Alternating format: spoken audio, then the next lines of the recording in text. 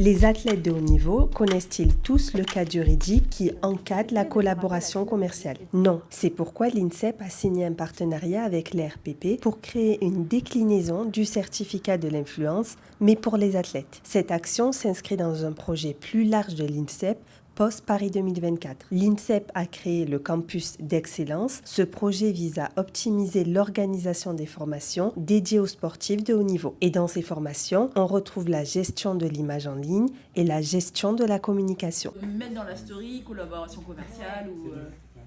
Durant une journée, l'ERPP a délivré une formation pour donner aux athlètes le cadre juridique et réglementaire qui encadre l'influence commerciale. 30 athlètes de l'INSEP en activité ou retraités ont suivi la formation et passé le certificat de l'influence responsable. Nous avions ouvert 30 places sur cette certification et nous nous sommes répartis 15 places chacun entre l'INSEP et puis des sportifs qui n'étaient pas sur site à l'INSEP. Nous avons lancé la communication auprès de nos collectifs respectifs, auprès du réseau et nous avons pu accueillir les gens qui se sont portés volontaires pour passer cette certification.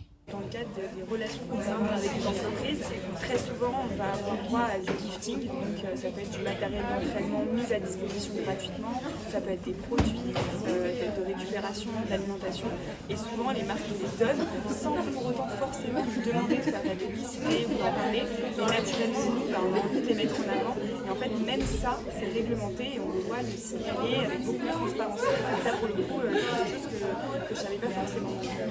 Partie de la CAN, qui est la commission des athlètes de haut niveau du CNO, et je trouve ça intéressant de le mettre à l'échelle nationale.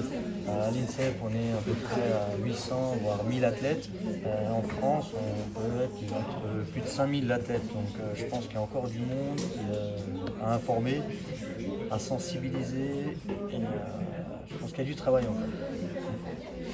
J'ai toujours des contrats avec des partenaires, mais je suis aussi coprésidente de la commission des athlètes au comité paralympique et sportif français. Et donc, en fait, dans ce rôle-là, je trouve que c'est hyper intéressant de savoir que cette formation existe, qu'elle va être adaptée aux sportifs aussi, pour être au plus près des postes et des communications qu'ils peuvent faire, et donc pouvoir diffuser dans le monde du sport cette formation pour pouvoir accompagner nos athlètes, pour les aider à mieux communiquer.